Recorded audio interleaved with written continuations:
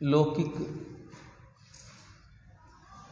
ज्योतिष शास्त्र की अपेक्षा से आज दीपावली है,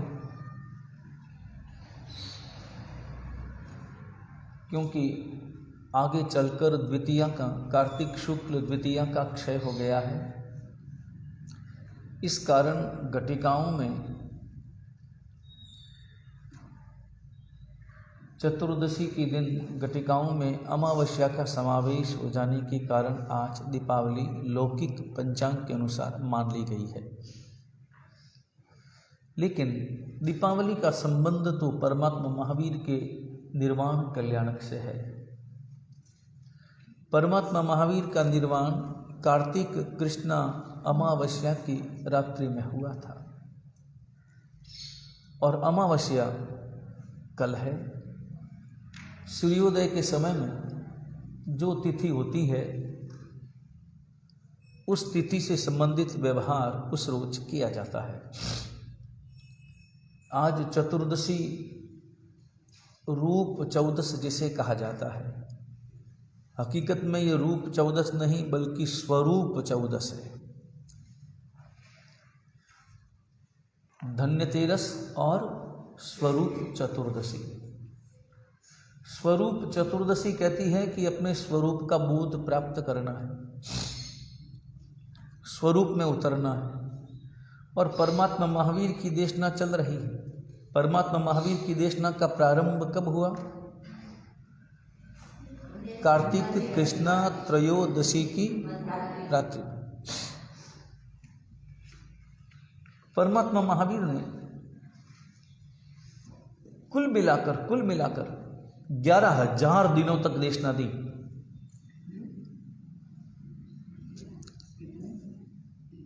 केवल ज्ञान प्राप्त करने के बाद उनका जो 11,000, और प्रतिदिन परमात्मा 2 प्रहर की देशना देते थे, एक प्रथम प्रहर और एक अंतिम प्रहर।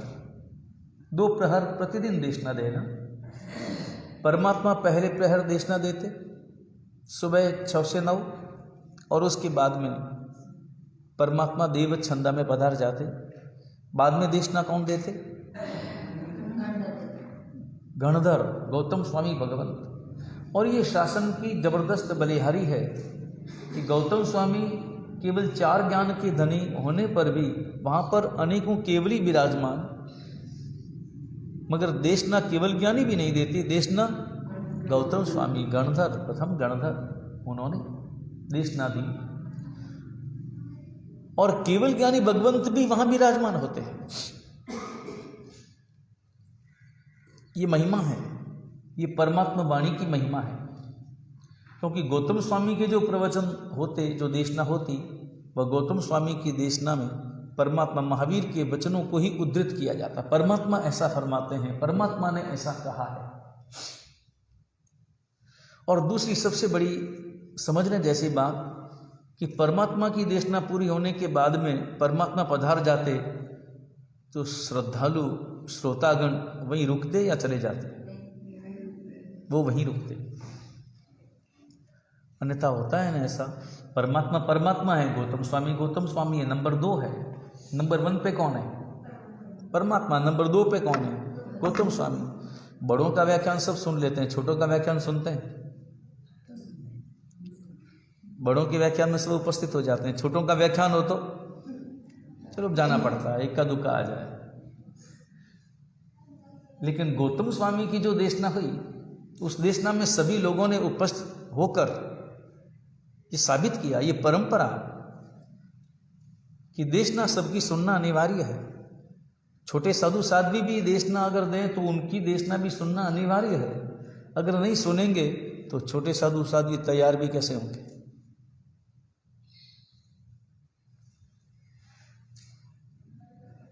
गौतम स्वामी देशना फरमा, और वापस दिन के अंतिम प्रहर में परमात्मा की वापस देशना। रोजाना कितने घंटे देशना? रोजाना 6 घंटे। कुल मिलाकर 66,000 घंटे परमात्मा ने देशना दी।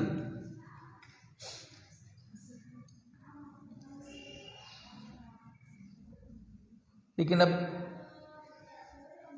कार्तिक वदी 13 का दिन आ गया। और इंद्रभूति को बुलाया। ये घटना हृदय को थोड़ी झकझोरती भी है।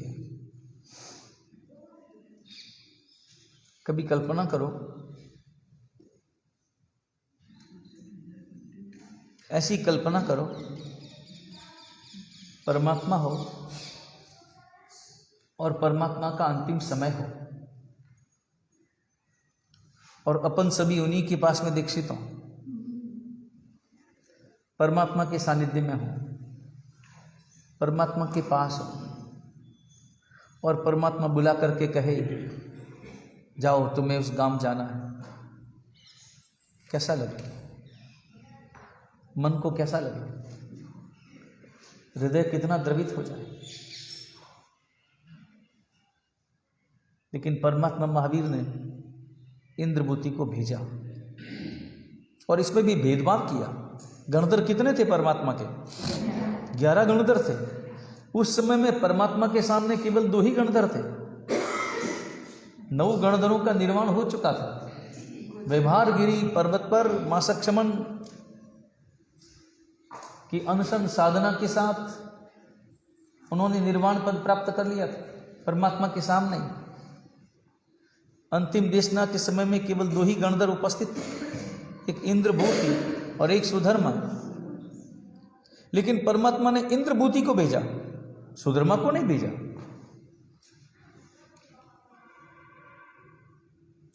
भेजने के पीछे कारण था। परमात्मा महावीर जानते थे। परमात्मा महावीर को तो पता ही था कि मेरा निर्वाण होने वाला है और मैं निर्वाण अपने अंतिम समय में ही अपने लाडले, अपने प्रथम गणधर को अपने से अलग कर रहा हूं। परमात्मा जानते थे। इंद्रभूति ने कोई ज्ञान का प्रयोग नहीं किया था, करते भी नहीं थे। शरण उन्होंने ग्रहण की थी और शरण ग्रहण करने का अर्थ ही होता है संपूर्ण शरण। केवल काया की शरण नहीं होती, बल्कि मन वचन काया, समस्त प्रवृत्तियां, समस्त विचार, समस्त निर्णय समर्पित हो जाते। उसका नाम है शरण ग्रहण करना।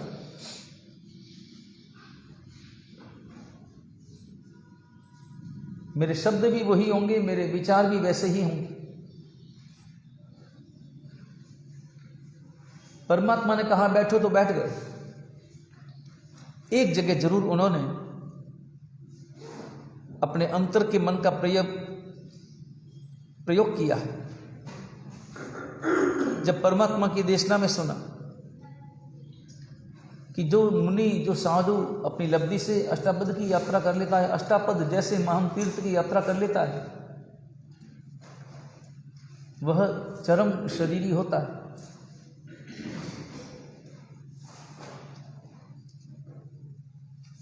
तब गौतम स्वामी के मन में जरूर ये भाव पैदा हुआ कि मैं भी यात्रा करूं। तो परमात्मा से निवेदन किया, परमात्मा से पूछा, और परमात्मा जानते थे कि उसका जाना भी कितने जीवों का कल्याण करेगा। और इंद्रभूति की हर क्रिया, उनका गोचरी गमन भी कल्याण करने वाला ही होता था। गोचरी जाते तो केवल आहार लेकर के नहीं आते, बल्कि कितने ही जीवों को प्रतिबोध देकर के आते, कितने ही शिष्यों को साथ में लेकर के आते।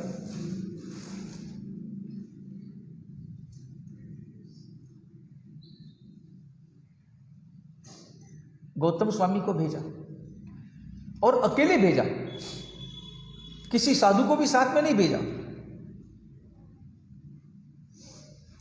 क्योंकि साथ भेजते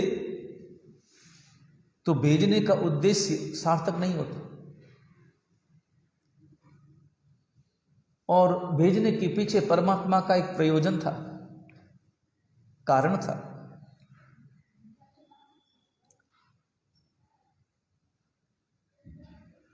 जो मेरे साथ रहकर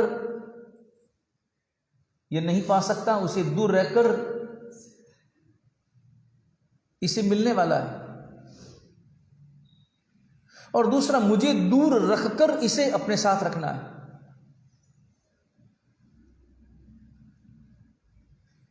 शरीर से मैं दूर भेज रहा हूं, मगर आत्मा से मेरे पास, और मेरे पास तभी तो आ सकेगा जब वो दूर जाएगा। परमात्मा परिणाम जानते थे। अमावस्या को क्या होने वाला है वो भी पता था, और प्रतिपदा को क्या होने वाला है वो भी पता था। और जो होने वाला था वो होने ही वाला है। परमात्मा के वचन तो उसमें निमित्त बन रहे थे।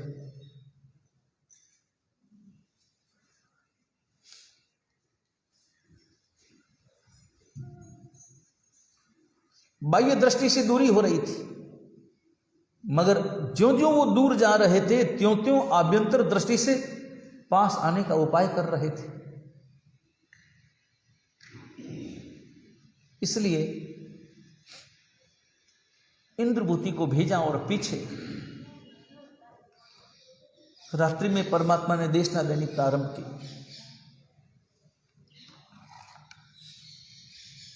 देशना में क्या देना?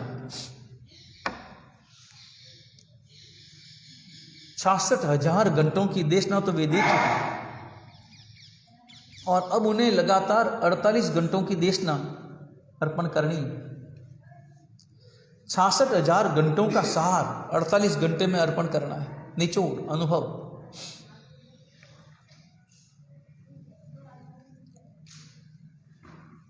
इसलिए एक एक बात उन्होंने पहले से तय की कि मुझे क्या अंतिम देशना में सारे लोगों को, साधुओं को, साधु साध्वी, श्रावक श्राविकाओं को, देवी देवता सभी उपस्थित, कम समय में पूरी बात करना है।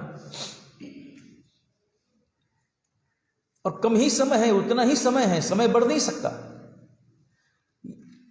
अपन कभी कभी घंटे भर का व्याख्यान 1.5 घंटे तक चला लेते हैं, लेकिन वहां तो समय उतना ही है, केवल और केवल 48 घंटे हैं, 16 प्रहर है, बढ़ नहीं सकते। ऐसे ही अपन कल्पना करें जैसे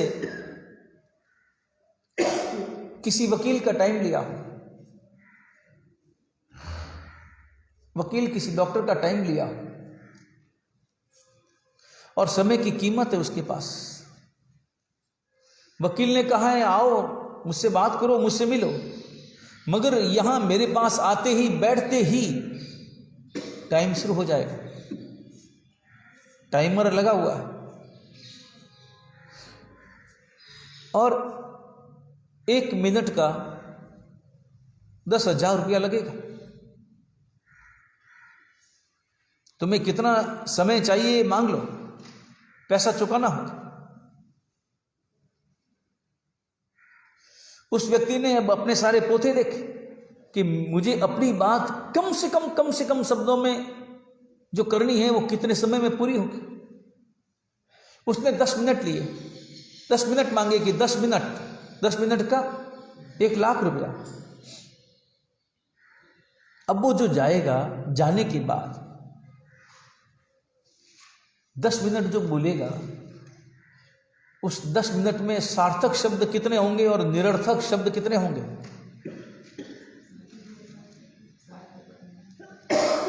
इधर उधर की बात करेगा, घड़ी चालू हो गई, और 10 मिनट का वार्तालाप करने के लिए उसने होमवर्क कितना किया होगा, पहले से कितनी तैयारी की होगी कि मुझे क्या बोलना है। और एक वाक्य में अगर बात पूरी हो सकती है तो उस बात को कहने के लिए 2 वाक्यों का प्रयोग नहीं करेगा, ज्यादा शब्दों का उपयोग नहीं करेगा, कम से कम। लेकिन कम से कम शब्दों में भी बात पूरी होनी चाहिए। ऐसा भी नहीं कि मैं कम शब्दों का प्रयोग करूं और बात अधूरी रह जाए, बात पूरी भी करनी है मगर कम से कम शब्दों में, और एक एक शब्द बहुत सार्थक, एक एक शब्द अपने आप में बहुत उपयोगी।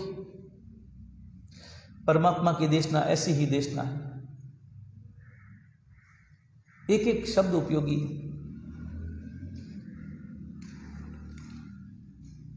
66,000 घंटों का सार केवल 48 घंटों में अर्पण करना है। और परमात्मा ने तय किया है कि मुझे क्या इन्हें समझाना है। सबसे पहले परमात्मा ने उनको उनके वर्तमान से जोड़ा। आत्मा की बात करते आए हैं, लेकिन आत्मा की बात जब तक अच्छी तरह से समझ में नहीं आती तब तक रुचती नहीं है।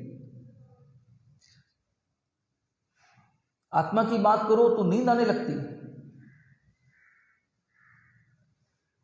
इसलिए परमात्मा ने सबसे पहले लोगों के वर्तमान से अपनी बात को जोड़ा। वर्तमान। दूसरी बातें अगर हम सुने तो हमारा मन कम लगता है, खुद की बातें सुने तो खुद के इर्द गिर्द जो हो रहा है, मैं जो स्वयं अनुभव कर रहा हूं, वो बात हमें तुरंत समझ में आती। परमात्मा का देशना का पहला बिंदु था लोगों के हृदय के बंद पड़े ढक्कन को खोलना। ढक्कन खोलना मतलब रुचि जागृत करना। सबसे पहले रुचि जागृत हो। ढक्कन खोलेगा तो ही तो अमृत उसमें समा पाएगा। अगर ढक्कन बंद रहेगा तो मैं कुछ भी जो भी बोलूंगा वो ऊपर से ही चला जाएगा। सबसे पहले रुचि जागृत करना, और रुचि जागृत करने के लिए परमात्मा ने वर्तमान को आधार बताया, आधार बनाया। और परमात्मा ने कहा कि तुम सुखी हो, तुम दुखी हो।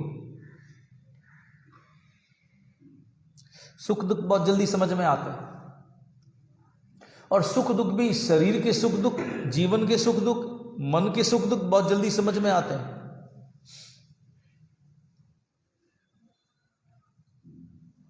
आत्मा का सुख, आत्मा का दुख इतना जल्दी समझ में नहीं आता।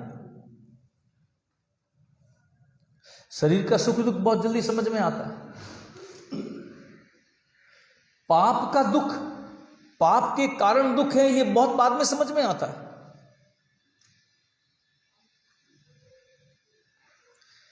लेकिन कोई मेरा अपमान कर दे, ये दुख तुरंत समझ में आता है। इसे यूं कहें कि पाप से दुखी होना इतना आसान नहीं है। पाप करके दुखी हम कहां हो पाते हैं, पाप के कारण दुखी हम कहां हो पाते हैं। लेकिन कोई मारपीट करे, हमें नुकसान पहुंचाए, हमारी जेब काट ले, पैसा हमारा लूट ले, ये दुख बहुत जल्दी हमें समझ में आता है, और बहुत जल्दी हम इसके कारण दुखी हो जाते हैं। दोनों ही बातें, सुख भी और दुख भी। पुण्य के कारण सुख है, ये कहां समझ में आता है। लेकिन दुकान पर बैठे हो और 500 रुपए की चीज 1000 रुपए में कोई व्यक्ति खरीद ले, उससे मिलने वाला सुख बहुत जल्दी समझ में आता है।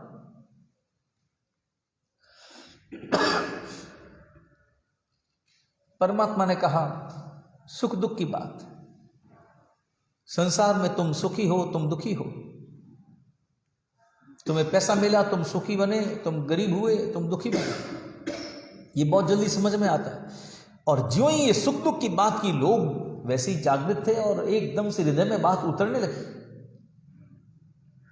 परमात्मा ने अंतिम देशना में सबसे पहले विपाक सूत्र फरमाया। 55 अध्ययन सुख विपाक के और 55 अध्ययन दुख विपाक के। उदाहरणों के साथ, कथाओं के साथ, घटित घटनाओं के साथ, ताकि बात जल्दी समझ में आ जाए। कुल 110 अध्ययन फरमाए। हालांकि हम सौभाग्यशाली नहीं हैं कि वह 110 अध्ययन अभी हमारे सामने उपस्थित हों। विपाक सूत्र है, लेकिन पूरा नहीं। 55 अध्ययन जिसमें थे सुख और दुख के, उसके स्थान पर आज वर्तमान में जो विपाक सूत्र उपलब्ध है हमारे सामने, उसमें केवल 10 अध्ययन सुख विपाक के और 10 अध्ययन दुख विपाक के हमारे पास में है। 110 के स्थान पर केवल 20 अध्ययन ही हमारे पास में है। 90 अध्ययन हमसे बिछुड़ गए।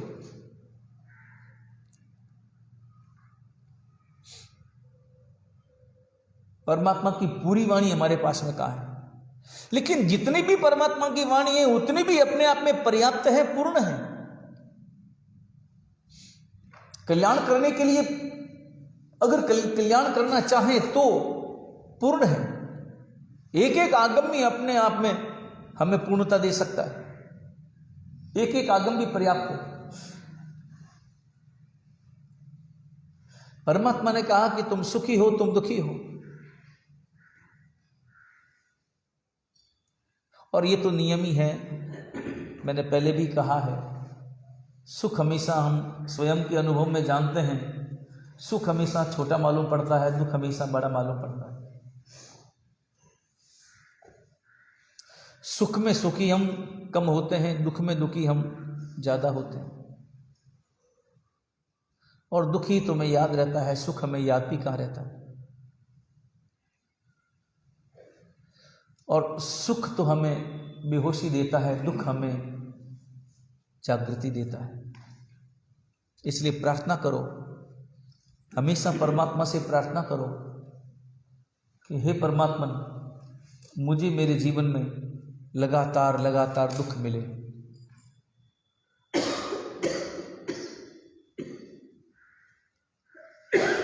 प्रार्थना संभव है, ऐसी प्रार्थना हो सकती है, मुझे दुख मिले।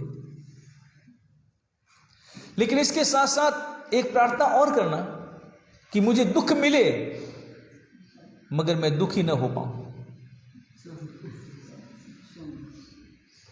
दुख मिले, दुख मिलना मुझे मंजूर है, मगर दुखी होना मंजूर नहीं है।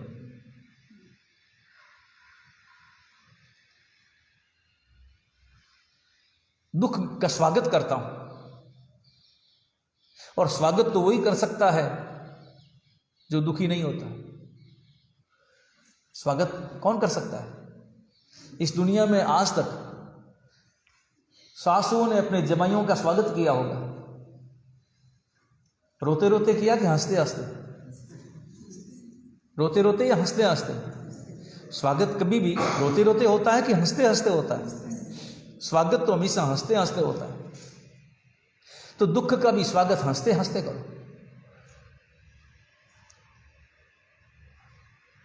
दुख मुझे मिले क्योंकि दुख में ही तो मैं होशियार रहता हूं, चतुर रहता हूं, जागृत रहता हूं, सावधान रहता हूं।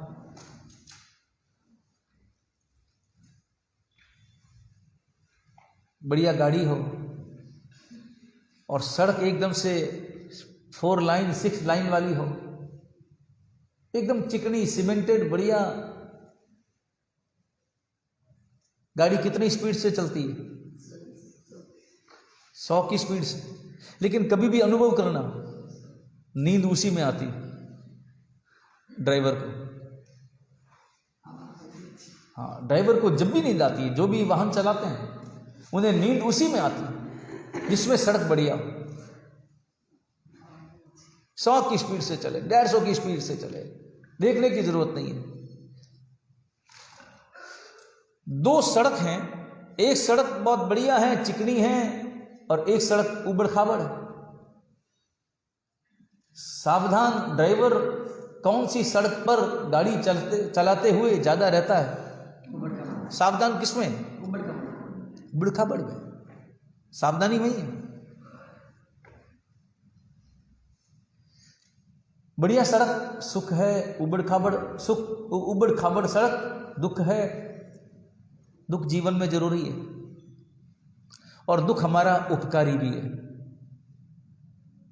और दुख ही हमें सत्य से परिचित करवाता है। कौन अपना है कौन पराया है, दुख में ही तो पता चलता है। सुख में तो सब अपने हैं, सुख में तो अपने भी अपने हैं, पराये भी अपने हैं। दुख में ही पता चलता है अपने कौन हैं और पराये कौन हैं। दुख जिंदगी का अनमोल उपहार है, और जिस व्यक्ति को अपने जीवन में दुख नहीं मिला, ऐसा हो ही नहीं सकता, ऐसा कोई व्यक्ति मिल ही नहीं सकता, वह व्यक्ति कभी भी जीवन में आगे नहीं बढ़ सकता। दुख ही व्यक्ति को आगे बढ़ाता है। और तो जीवन का नियम भी यही है। बड़ा सुख भी हमें छोटा सुख मालूम पड़ता है, और छोटा दुख भी हमें बड़ा मालूम पड़ता है। परमात्मा ने जो ही सुख दुख की व्याख्या की तो तुरंत हृदय में, सबके हृदय में जिज्ञासा व्याप्त हुई, और परमात्मा ने कहा कि तुम सुखी हो तुम दुखी हो, ये जितना महत्वपूर्ण है उससे साथ साथ ये जानना भी ज्यादा महत्वपूर्ण है कि सुख किसके कारण, दुख किसके कारण। हेतु जानना जरूरी है। हेतु जाने बिना, कारण जाने बिना तुम भविष्य में अपने लिए राह नहीं चुन सकते। राह चुनना है, कारण जानोगे तभी तुम, क्योंकि कारण और परिणाम दोनों तीन चीजें। परमात्मा की देशना के कुल 3 विभाग क्या है, किसके कारण है और परिणाम क्या है। इसे यूं समझे, क्रिया हेतु परिणाम, इन तीनों में ज्यादा महत्वपूर्ण क्या है? क्रिया हेतु परिणाम। महत्वपूर्ण तो परिणाम ही है ना। परिणाम तक ले जाना है परमात्मा को। परमात्मा ने प्रारंभ किया क्रिया से, और क्रिया जब समझ में आ गई, क्रिया तो मैं कर रहा हूं, लगातार कर रहा हूं, अपने जीवन में कर रहा हूं, पा रहा हूं, सुख भी पा रहा हूं, दुख भी पा रहा हूं, और 2 ही चीजों का अनुभव है। तो फिर हेतु समझाया, हेतु को समझो। क्रिया और क्रिया का हेतु, कारण क्या है, कारण जानो। सुख का हेतु क्या है, दुख का हेतु क्या है। सुख का कारण परमात्मा ने फरमाया पुण्य है, और दुख का कारण पाप। मगर इन दोनों को थोड़ा विस्तार से समझो, और विस्तार से समझने के लिए ये समझो कि पुण्य और पाप, इन दोनों का स्वरूप थोड़ा अलग अलग है। आने में और जाने की दशा में थोड़ा अंतर है। पाप बहुत जल्दी आता है, मगर जाने में समय लगाता है। पुण्य धीरे धीरे आता है, मगर भागकर दौड़कर जाता है।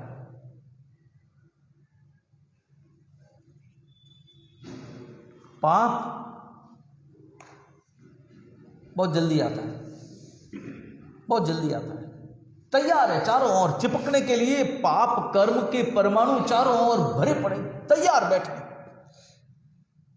रास्ता दो उन्हें, छिद्र दो उन्हें और घुस जाए, तैयार बैठे हैं पाप। और एक बार चैंट गए, निकलते नहीं। गर्मी के समय में पत्थर और रेत, सूर्य की धूप, वैसाख जेठ के महीने में सूरज की उत्तप्त किरणें खतरनाक गर्म किरणें पत्थर पर भी पड़ती है और रेत पर भी पड़ती है। दोनों का अंतर कभी आपने देखा? रेत और पत्थर में थोड़ा अंतर है। रेत बहुत जल्दी गर्म होती है और बहुत जल्दी ठंडी भी। पत्थर देरी से गर्म होता है और देरी से ही ठंडा होता है, मगर दोनों एक समान है। जो जल्दी गर्म होगा वो जल्दी ठंडा होगा, जो देर से गर्म होगा वो देर से ठंडा होगा। मगर पुण्य पाप ऐसे नहीं है। पुण्य पाप ऐसे हैं कि पाप आता जल्दी है, जाता नहीं, चैंट जाता है, जाने का नाम ही नहीं लेता। बहुत धीमे धीमे जाएगा, बहुत धीमे धीमे जाएगा। बड़ी आपको तैयारी करनी पड़ेगी, पुरुषार्थ करना पड़ेगा, तब कहीं जाकर वो विदा होगा। और पुण्य ऐसा है, पुण्य ऐसा है जो आता धीरे धीरे धीरे धीरे, मगर जाता बहुत जल्दी है। पुण्य का क्षरण बहुत जल्दी होता है। इसलिए हमें अपने जीवन में सावधान रहना है और सावधान रहकर पुण्य का क्षरण न हो, इस बात की सावधानी रखनी। छोटी छोटी बातों से कभी कभी पुण्य का हम बहुत जल्दी व्यर्थ में क्षय कर डालते हैं। उदाहरण के लिए जैसे भोजन बना और मन भावन सब्जी बनी। साधु जीवन तो अलग है। साधुओं में जो आता है वो खाता है या जो भाता है वो खाता है? जो आता है वो खाता है। उसमें जरूरी नहीं है कि जो भाता है वही आता है और वही आता है जो खाता है, ऐसा तो होता नहीं। जो भाता है वो आता है या जो आता है वो भाता है, दोनों में थोड़ा सा अंतर है। जो भाता है वो आता है या जो आता है वो भाता है। बल्कि यूं कहना चाहिए कि साधु जीवन में भाता शब्द है ही नहीं। भाना नहीं भाना क्या होता है? हाँ, बोलते कि नहीं बोलते? भाना नहीं भाना क्या होता है? जो आया वो खा लो।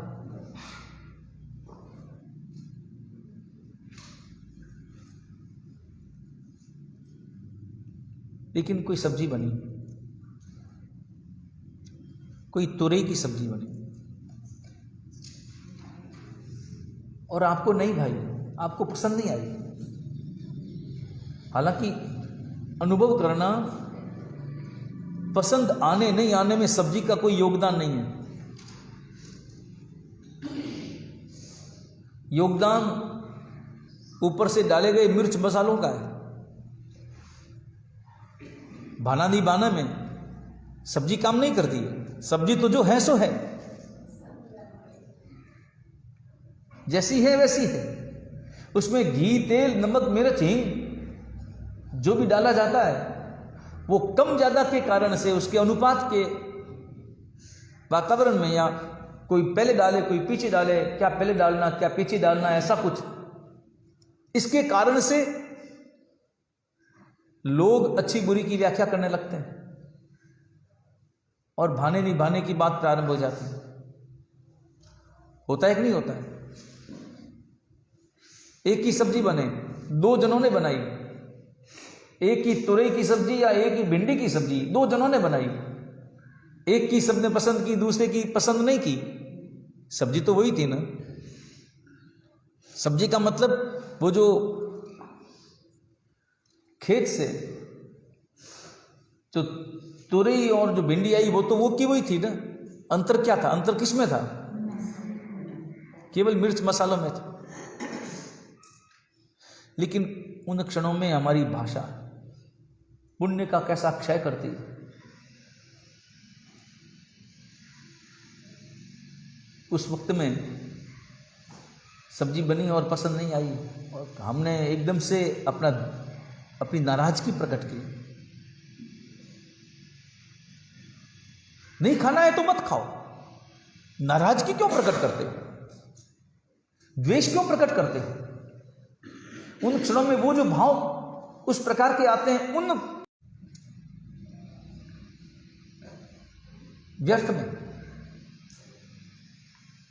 अगर नहीं भाती है तो छोड़ दो उदासीनता के साथ, लेकिन हृदय में, भावों में वो बदलाव मत लाओ, भावों में वो द्वेष मत लाओ। पुण्य का क्षरण, और परमात्मा ने पुण्य और पाप इन दोनों स्थितियों में सावधान रहने का उपदेश दिया है।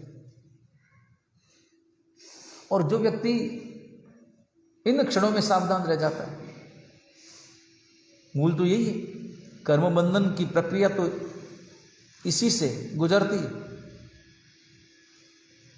इसलिए हमेशा अपने जीवन में पुण्य का संचय करो न करो, लेकिन पाप का संचय बिल्कुल न करो। क्षरण पाप का करना है, संचय पुण्य का करना है। पुण्य का क्षरण नहीं चाहिए। क्रिया हेतु परिणाम,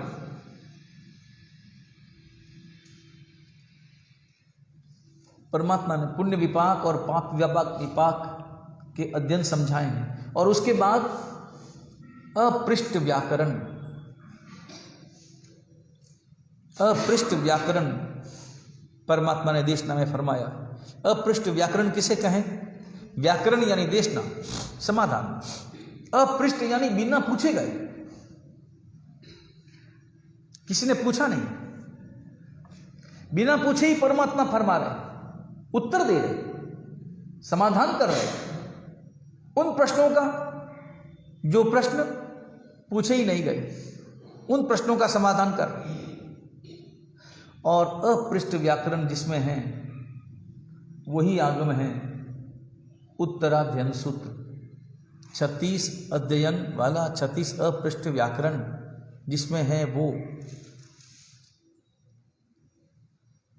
और लगातार परमात्मा की देशना लगातार चल रही उत्तराध्ययन सूत्र, इसको इसीलिए उत्तराध्ययन नाम मिला। इस आगम को, परमात्मा की अंतिम देशना को उत्तराध्ययन सूत्र नाम इसलिए मिला।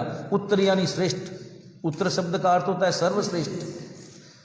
तो इससे सर्वश्रेष्ठ अध्ययन और कौन से होंगे जो परमात्मा ने अपने अंतिम समय में फरमाए हैं।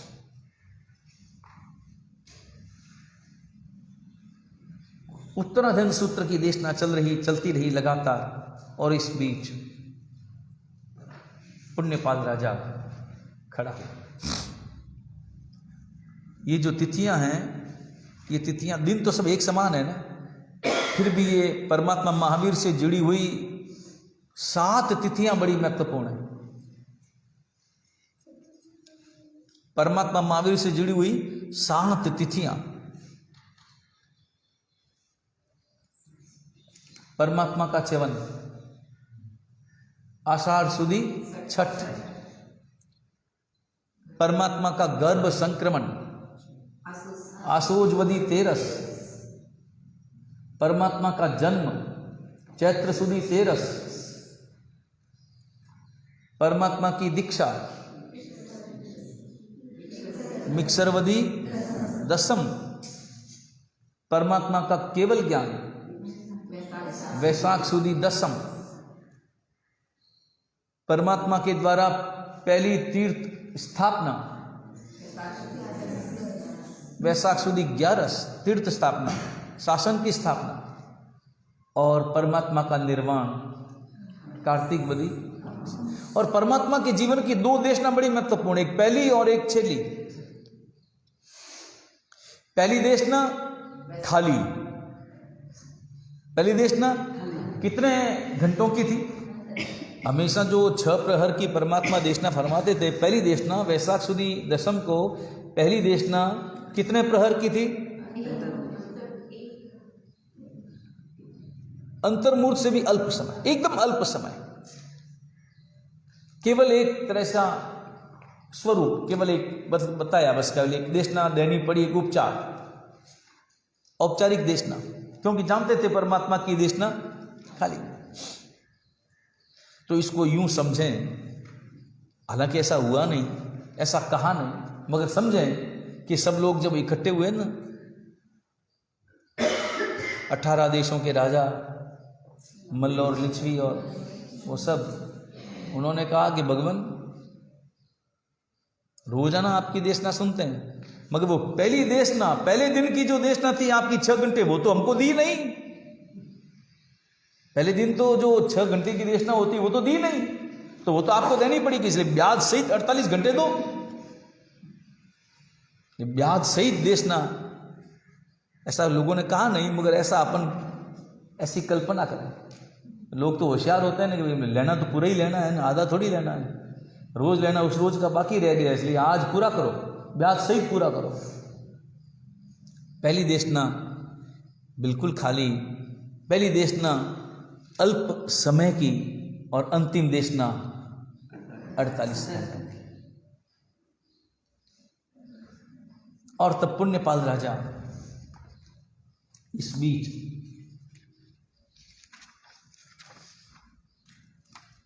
पुण्यपाल राजा खड़ा हुआ और परमात्मा ने कह ही दिया था कि ये मेरी अंतिम देशना है, निर्वाण का समय आने वाला है। सुधर्मा स्वामी वहीं थे और पुण्यपाल राजा ने कहा, भगवान मेरा एक प्रश्न है, मैंने सपने देखे हैं। यूं तो सपने सभी देखते हैं, रोजाना देखते हैं, लेकिन ये सपने कुछ विशिष्ट हैं, कुछ अद्भुत हैं, बिना तारतम्य वाले हैं, समझ में नहीं आते।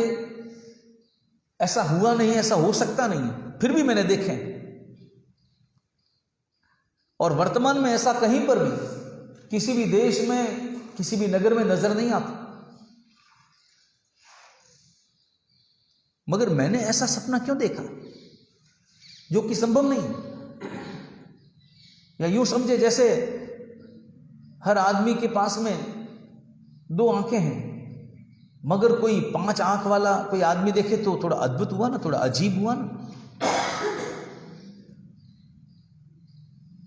तो मैंने ऐसे सपने देखे, तो इनके कोई कारण है या इनके कोई हेतु है या इनका कोई इसके इनके माध्यम से कोई भविष्य का दर्शन हो रहा है या क्या हो रहा है, या भविष्य का कोई संकेत क्या है, इनका फल हम सुनना चाहते हैं, अगर इसमें कुछ विशिष्टता है तो।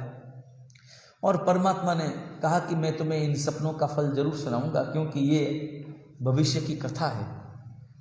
आने वाला समय कैसा होगा, क्या होगा, और इस भविष्य को देखना जरूरी है, क्योंकि भविष्य को देख करके ही व्यक्ति अपने वर्तमान को सावधान करता है। और तुम्हें अपना वर्तमान सुधारना है तो मैं तुम्हें आने वाले समय का भविष्य बताना चाहता हूं, और आने वाले समय के भविष्य को देखकर तुम्हें अपने भविष्य को सुव्यवस्थित रूप से सुधार लेना है। और परमात्मा ने फिर उन सपनों के माध्यम से आने वाले समय के भविष्य की कथा, पंचम काल कैसा होगा, आने वाला समय कैसा होगा, शासन कैसा होगा, धर्म का स्वरूप क्या होगा, साधु साध्वी श्रावक श्राविकाएं कैसे होंगे और उनके भाव क्या होंगे, कैसे होंगे, वो सारा विस्तार परमात्मा ने फरमाना प्रारंभ किया। इनका विस्तार हम कल के प्रवचन में श्रवण करेंगे। वीतराग परमात्मा की आज्ञा विरुद्ध कुछ भी कहा गया हो, इच्छा में दुक्कड़म पचखान उपवास वाले हाथ जोड़ लें। सूर्य उगे अवर्तम बचखाई तिवि प्यारम असनम खाई शरणम ससन पाठ्यामणि गणम त्रगम सब समय पाणार पौर्षि साठ पौर्ष अभिगणन ससनम छनकाले नम दिशा मनु सावनम सब समाई वत्या गणन वशिरे आयम्बिल निवि एकासना वियासना उगे से मुकारसी पौर्षि साठ पौर्ष अमूर्षि बचगे कृष्ण चोम प्यारम असनमानु खाई शरणम ससन छनकाले नम दिशा मनु सावनम सब समय वत्या गणन आयम्बिल निवि गियम बचगणन ससन देवाले विणम गीता संचिठानु कित विगण बड़चे विगण पाठ्यामणि गणम त्रगम सब समय एकासना वियासना बचगे दिम प्यारम असनम खाई शरणम ससन सागर गणम उंटम सन गुरु बुटन पाठ्यामणि गणम त्रगम सब समाई वत्या गणन वशिरे मंगलम भगवान वीरो मंगलम गौतम प्रभु मंगलम स्थूलिभद्राद्या जैन धर्मस्तु मंगलम दासानुदासाइव सर्वदेवा यदीयबादाब्जतले लुठन्ति मरुस्थली कल्पतरु सजीया युगप्रदानो जिनदत्तसूरि सर्वमङ्गलमाङ्गल्यं सर्वकल्याणकारणं प्रदानं सर्वधर्माणां जैनं जयति शासनम्। नमस्कार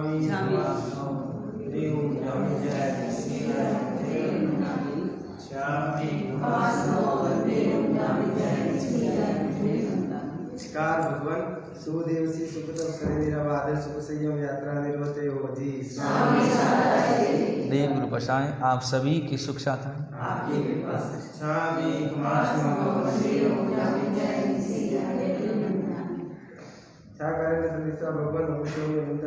भगवान खामे ह